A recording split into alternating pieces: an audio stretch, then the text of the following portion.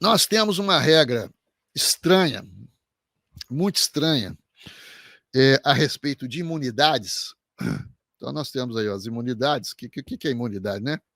Como a gente tanto estuda, uma supressão parcial da competência tributária. Aí acrescenta-se ao texto constitucional um artigo 149b, que diz o seguinte: os tributos previstos nos artigos 156, 195 observarão regras comuns em relação a imunidades. Aí vem um parágrafo primeiro que diz o seguinte: os tributos de que trata o caput, né, observarão as imunidades previstas no artigo 150, inciso 6, que são as imunidades genéricas, não se aplicando a ambos os tributos, CBS e IBS, o disposto no artigo 195, parágrafo 7º, que é aquela imunidade das entidades de educação e assistência social. Ou seja, mais ou menos o que o projeto está dizendo é o seguinte: as imunidades estão mantidas, exceto aquelas relativas às entidades de educação e assistência social que vão pagar CBS e IBS. Né? Ou seja, a primeira esquisitice jurídica que surge daí é entidades com imunidade parcial. Né? Serão imunes a alguns tributos e não serão imunes a outros. É uma coisa que a gente nunca viu. Né? Ou a entidade ela é imune ou não é. Né? Ou existe a competência para tributar aquele sujeito passivo, ou não existe essa competência. Né? Agora, essa supressão parcial, vamos dizer assim, essa extinção parcial da imunidade, ela não me parece, seguindo a trilha de grandes pensadores do direito, né, como Roque Antônio Carrasa, como a Taliba, Ives Gandhi, outros grandes pensadores aí, né, eu não creio que seja possível, né, a supressão de uma imunidade por emenda à Constituição. Não creio que isso seja possível, não me parece ser possível, né, que uma imunidade tributária seja extinta, okay? Seja afastada por emenda à Constituição.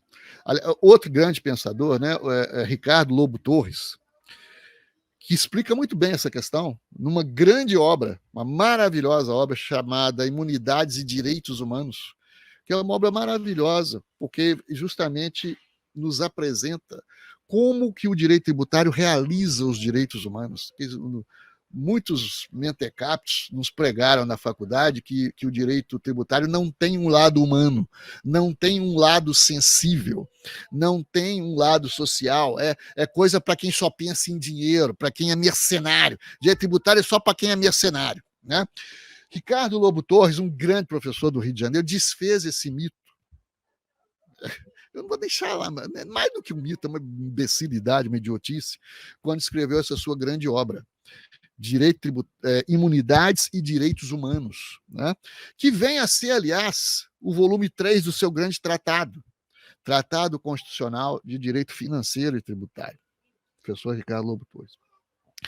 O que ensinou o grande professor Ricardo Lobo Torres? Que os princípios, as limitações ao poder de tributar, princípios, imunidades, a sua sede, a sua base, não é o artigo 150 da Constituição.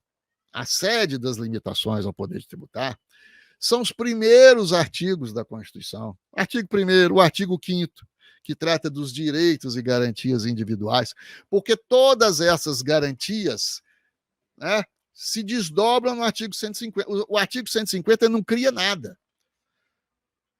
Ele traz meros desdobramentos de direitos e garantias fundamentais e individuais que já estão no artigo 5º, no artigo 1º da Constituição. Então, quando a gente pensa, por exemplo, no artigo 1º da Constituição, que fala na dignidade humana, é um primado da República, é um princípio fundamental da República, que está no artigo 1º e se desdobra no artigo 150, quando o artigo 150 dá imunidade a entidades educacionais, a entidades de assistência social. Para quê? Com que objetivo? Qual é o valor que se persegue? O valor dignidade humana, para que essas entidades possam realizar a dignidade humana, para que essas entidades tenham viabilidade econômica para prestar serviço de educação, para inserir os excluídos, pessoas deficientes, pessoas que, né, com um belíssimo trabalho, por exemplo, da FENEIS, Federação Nacional dos Surdos, que congrega 700 surdos, né, pessoas deficientes e tal, e dá emprego para essas pessoas, insere essas pessoas no mercado de trabalho. Esses objetivos de realizar a dignidade humana não seriam possíveis se essas entidades fossem intensamente tributadas, né? Se elas não tivessem imunidade tributária. Agora, como que elas vão sobreviver, né? Se de um momento para o outro elas passarem a ter uma carga tributária brutal, porque a imunidade foi afastada? Como é que nós vamos realizar o valor da educação, né, se entidades educacionais não forem mais imunes? Qual que vai ser o preço da educação privada no Brasil se essa imunidade vier a ser afastada? Então, nós estamos falando de valores que estão no artigo 1º, no artigo 5º, no artigo 6º, 7º, direitos sociais, direito do trabalho, no artigo 7º, né, que sofrerão tremendamente com a extinção da imunidade, dessa imunidade do artigo 195, parágrafo 7º, como se trata, né, como se fala aqui. E como imunidade, penso, justamente por essas razões, que seja uma cláusula pétrea, ela não é passível de se tratar, não é passível de ser revogada, extinta, nem mesmo por emenda à Constituição, por ser uma cláusula pétrea, né? Cláusula pétrea. As cláusulas pétreas estão no artigo 60 da Constituição. E o artigo 60 trata do procedimento de emenda à Constituição, e a reforma tributária nada mais é do que uma emenda, do que um projeto de emenda à Constituição. Vejam aqui o texto do artigo 60. A Constituição poderá ser emendada mediante proposta, aí vem o procedimento de emenda, né? Aí vem a exceção do parágrafo 4º. Não será objeto de deliberação a proposta de emenda tendente a abolir, né? Inciso 1º, a forma federativa de Estado. Inciso 2, o voto secreto, universal, periódico, né? Inciso 3, a separação de poderes. Inciso 4, os direitos e garantias individuais que estão previstos nos primeiros artigos da Constituição e se desdobram no artigo 150. Os direitos e garantias individuais, na dimensão tributária, estão no artigo 150.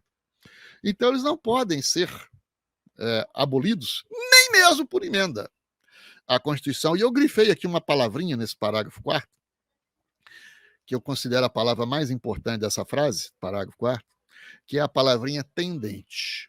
Tendente. O que significa essa palavra tendente mesmo? Significa que não é necessário que o projeto, que a PEC, né, a proposta de emenda, seja explícita, seja ostensiva. Não, não é necessário, não. Basta que, ainda que de resvalo, né, ela venha tocar num desses valores, ela não pode sequer ser deliberada. Sequer ser deliberada. Né? E nós estamos aqui, por esse projeto de reforma, mexendo exatamente nesses valores. Né? Educação, assistência social, o que não me parece juridicamente possível. Né?